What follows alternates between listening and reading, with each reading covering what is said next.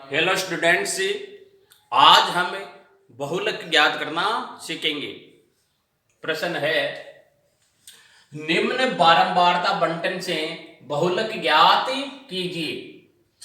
ये जो बारंबारता बंटन दे रखा है, इस बारंबारता बंटन की सहायता से हम बहुलक ज्ञात करेंगे।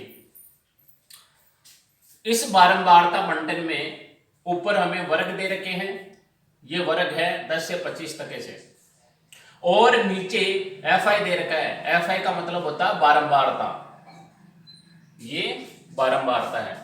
इस बारंबारता बंटन से हम बहुलक ज्ञात करेंगे। तो बारंबारता बंटन से बहुलक ज्ञात करने के लिए बारंबारता बंटन में या इस सारणी में हम किसी तरह का कोई भी परिवर्तन नहीं करेंगे। इस सारणी को ऐसे की ऐसे रहने देंगे और इस सारणी का निरीक्षण करके हम बहुलक ज्ञात करेंगे। सबसे पहले हम देखते हैं कि किस वर्ग की सबसे अधिक बारंबारता है। 6, 20, 44, 26, 3 और 1, इनमें से सबसे अधिक बारंबारता 44 है। तो हल में सर्वप्रथम हमें यही लिखना है, सबसे अधिक बारंबारता।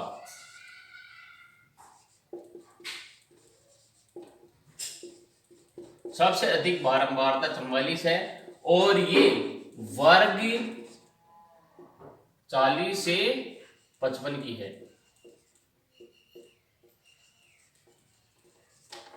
इसलिए बहुलक वर्ग हो जाएगा बराबर 40 से 55। सर्वप्रथम हम बहुलक वर्ग ज्ञात करते हैं, और बहुलक वर्ग वो होता है जिसकी सबसे अधिक बारंबारता होती है। ये बहुलक वर्ग हो गया।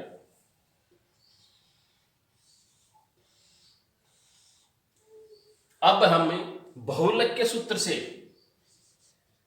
बहुलक का सूत्र होता है, इस सूत्र की सहायता से बहुलक ज्ञात करेंगे।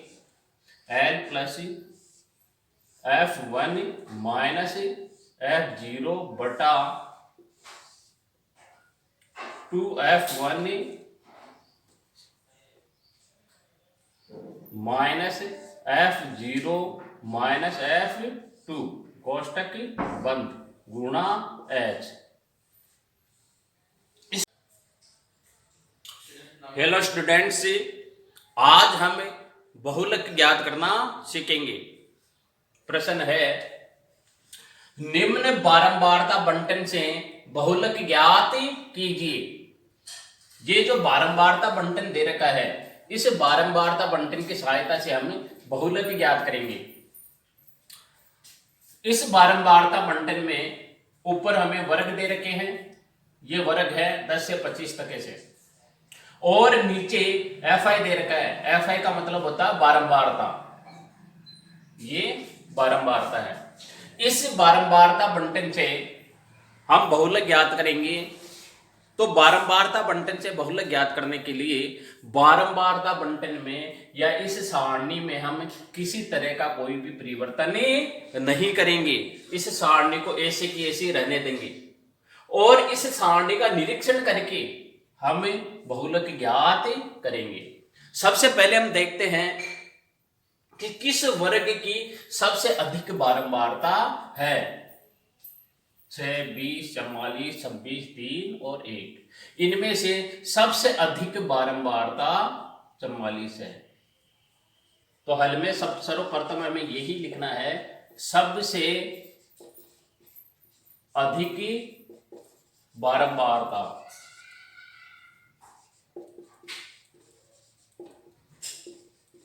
सबसे अधिक बारंबारता 44 है और ये वर्ग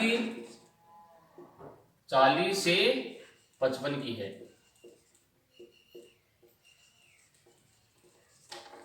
इसलिए बहुलक वर्ग हो जाएगा बराबर 40 से 55। सर्वप्रथम हम बहुलक वर्ग ज्ञात करते हैं, और बहुलक वर्ग वो होता है जिसकी सबसे अधिक बारंबारता होती है। ये बहुलक वर्ग हो गया।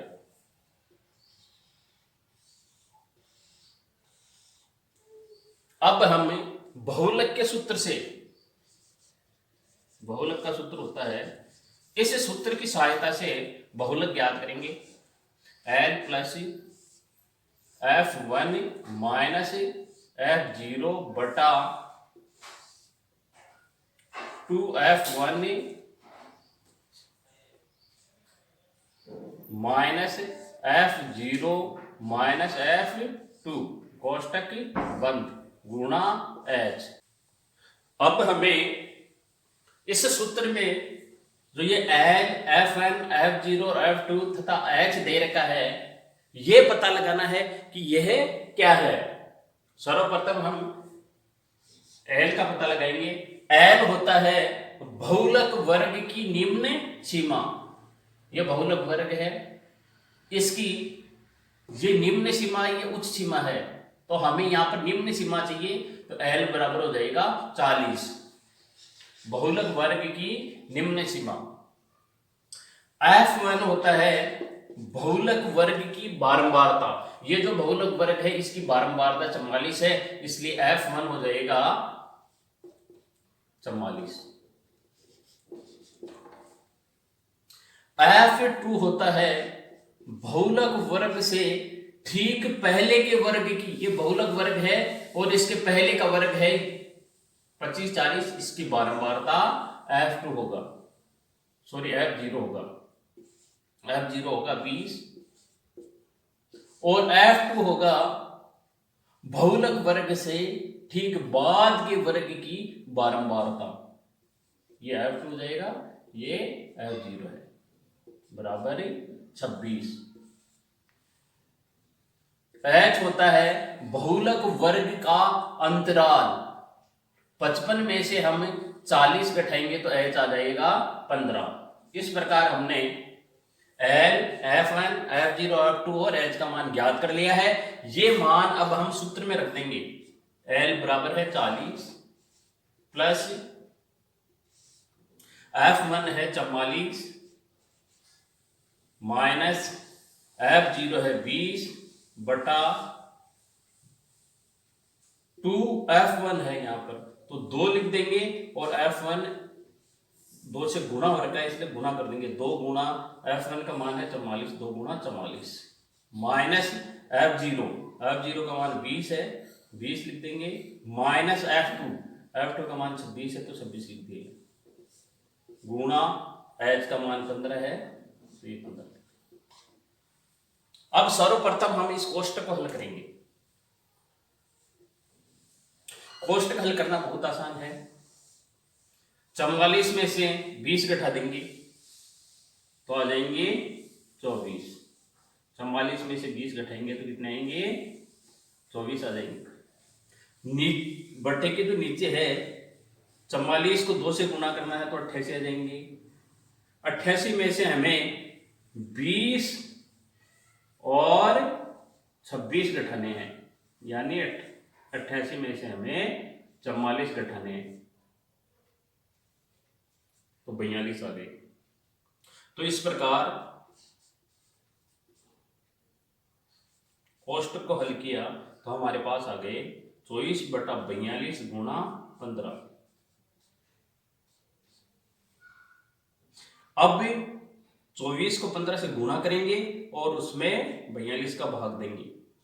15 चौक 60, 60 की 0 6 से लग जाएगी। 15 दूना 30, 30 में 6 जोड़ेंगे तो 36 बटा 42। अब 360 में 42 का भाग देना है। 360 में 42 का भाग देंगे, 8 बार जाएगा,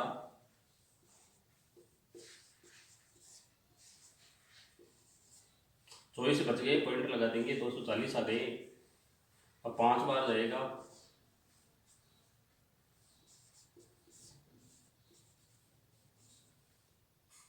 अब भी 7 बार जाएगा, बराबर 40 प्लस 8.57, 40 ये है ही, और 360 पे 42 का भाग दिया तब आ गई 8.57। इन दोनों को जोड़ देंगे, इसको इस तरह से जोड़ा जाता है। 40 में लास्ट में पॉइंट होता है, लास्ट पॉइंट लगा दिया। अब पॉइंट के नीचे पॉइंट आएगा, 8 इधर लिख देंगे, 5 7 इधर लिख देंगे,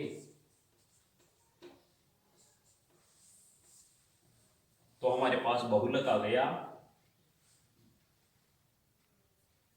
48.57।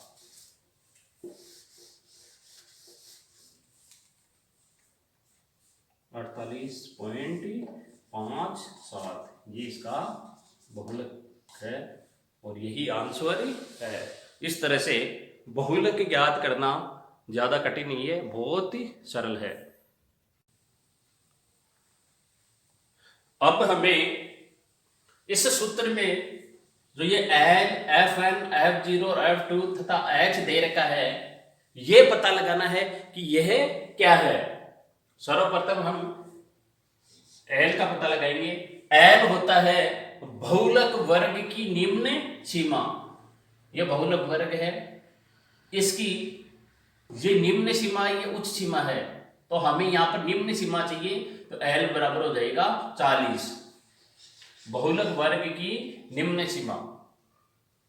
F1 होता है बहुलक वर्ग की बारंबारता। ये जो बहुलक वर्ग है इसकी बारंबारता 44 है, इसलिए F1 हो जाएगा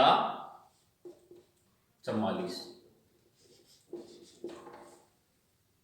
F2 होता है बहुलक वर्ग से ठीक पहले के वर्ग की। ये बहुलक वर्ग है और इसके पहले का वर्ग है 25 40, इसकी बारंबारता F2 होगा, सॉरी F0 होगा, F0 होगा 20, और F2 होगा बहुलक वर्ग से ठीक बाद के वर्ग की बारंबारता।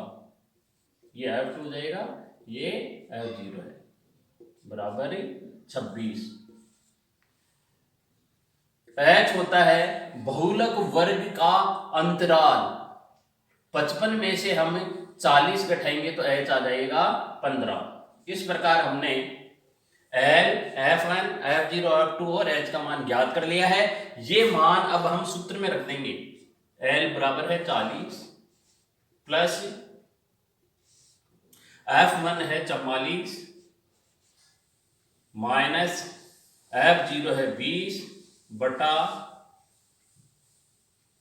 2F1 है यहां पर, तो 2 लिख देंगे, और F1 2 से गुणा हो रखा है इसलिए गुणा कर देंगे, 2 गुणा F1 का मान है 44, 2 गुणा 44 माइनस F0 का मान 20 है, 20 लिख देंगे, माइनस F2 का मान 26 है तो 26 लिख देंगे, गुणा H का मान 15 है तो ये 15।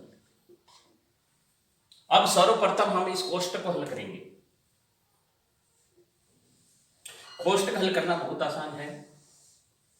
44 में से 20 घटा देंगे तो आ जाएंगे 24। 44 में से 20 घटाएंगे तो कितने आएंगे, 24 आ जाएंगे।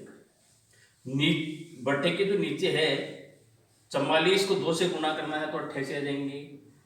88 में से हमें 20 और 26 घटाने हैं, यानी 88 में से हमें 44 घटाने हैं तो 42 आ गए। तो इस प्रकार कोष्टक को हल किया तो हमारे पास आ गए 24 बटा 42 गुणा 15। अब 24 को 15 से गुणा करेंगे और उसमें 42 का भाग देंगे। 15 चौक 60, 60 की 0 6 से लग जाएगी, 15 दूना 30, 30 में 6 जोड़ेंगे तो 36 बटा 42। अब 360 में 42 का भाग देना है। 360 में 42 का भाग देंगे, 8 बार जाएगा,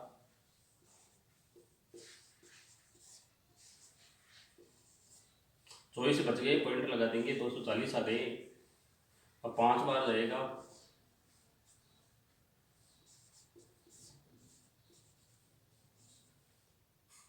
अब भी 7 बार जाएगा,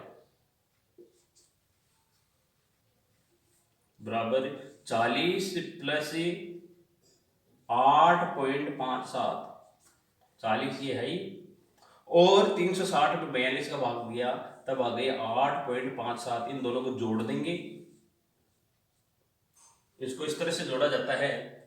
40 में लास्ट में पॉइंट होता है, लास्ट पॉइंट लगा दिया, अब पॉइंट के नीचे पॉइंट आएगा, 8 इधर लिख देंगे, 5 7 इधर लिख देंगे, तो हमारे पास बहुलक आ गया 48.57।